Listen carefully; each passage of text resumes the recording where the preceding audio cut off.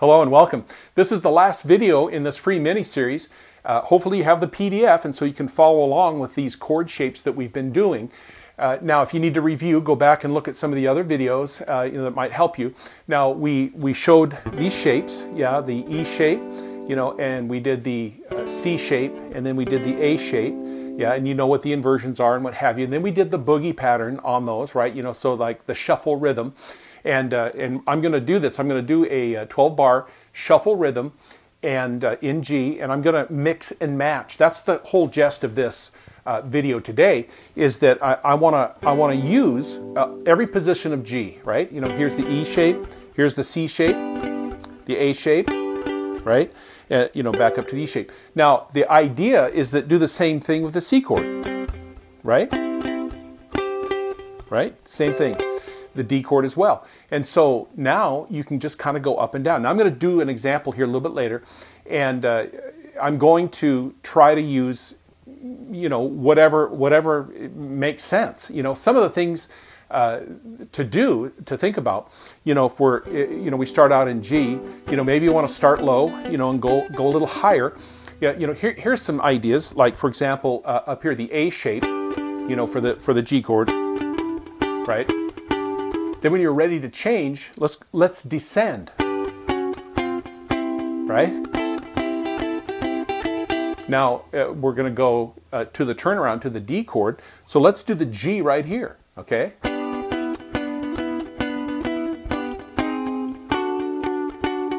Hear that?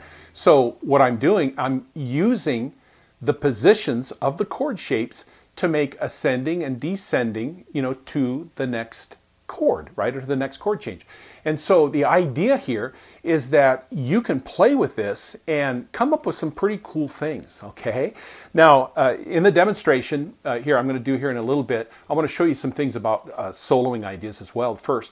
But, in this, in the demonstration, it's going to be off the cuff, right? I fat finger a lot of things, so, don't mind the mistakes, please. But the thing about it is that I want you to really kind of see the possibilities, and whatever feels good, man, just play it and experiment with it. That's the whole idea of triads. Now, I think the thing that's really cool about this is that it'll help you with some soloing ideas. Now, I put together just a quick little intro. It's played over the four measures of G.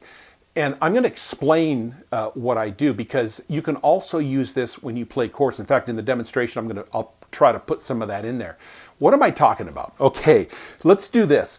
We're in the key of G, right? Now, when you play blues, you can play the minor pentatonic, right? Now, if you watch some of my other videos, you realize that if I'm playing the G minor pentatonic, I'm really playing B flat major pentatonic, right? Now, the thing about this, I don't want to go into a lot of theory, but you're really playing B flat. Now, why would I say B flat? Because I can actually play that chord while I'm soloing. Actually, I can even play that chord in the rhythm. Now, another chord that you wouldn't think to use is F major. Now, in the key of G, F sharp, is the half diminished chord. Why would I play an F7? Well, think about it. The dominant 7 of G is F, right? So believe it or not, I can play this G chord. That F works okay. Yeah, so does the B flat. That's totally fine. Those two chords, the dominant 7 chord, right, and the B flat, which is, again, the reason we play that B flat is because the G minor pentatonic is really B flat major, okay? So that B flat major gives it that bluesy sound, okay? Now, another chord that you can use is the 4 chord, right? So I can always use the C chord for G, right? So if I'm playing,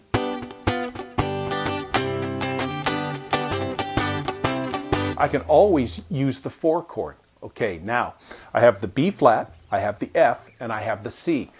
all of those are okay as passing chord tones with these triads. All right. Now, in the demonstration, hopefully I'll put some of those in there. A lot of times, and I'll do this, for C, where is that odd major chord? Well, play the minor pentatonic. It's right here. So it's E flat.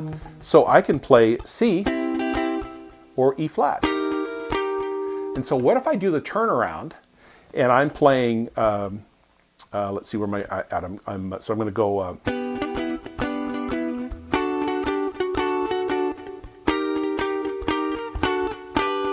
okay, I put that E flat instead of the C. So I substituted that chord. That's the cool thing about these triads, and it'll work really well, right? And so the same thing. Now with the C, I could also play a B flat, right? And I can also play the F. So that F is going to work over the C, and the B flat will work over the C, and it'll also work in G. So those are interchangeable with those two chords. So with that said, let me show you what I've done. Now, I'm not going to play any lead, in the demonstration. I just want to kind of keep it to the rhythm part. But I just want to kind of leave you with this before I show you the demonstration. All right. So what I'm going to do, I'm going to just play the notes, arpeggiate, you will, the triad. So I'm going to be here in G. So I'm going to play the G. Then I'm going to go F, right? The triad, F. And then I'm going to play C. And then I'm going to play B flat. Then I'm going to play C, G, and then F. Okay, so what is that again? G, F, C, B flat, C, G, F. So what am I going to do?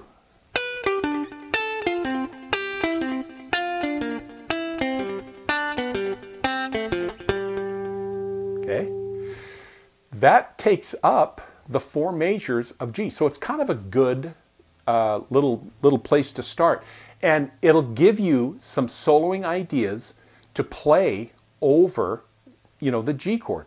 Remember, I can play all of those chords, and so let's just use the triads and play the G, F, C, B flat, C, G, F. Mix and match. Mess around with that and see what you come up with. All right. I'm going to give you a demonstration, and hopefully, like I say, don't mind the mistakes. I just want to give you some ideas so that you can take this to your own next level. All right.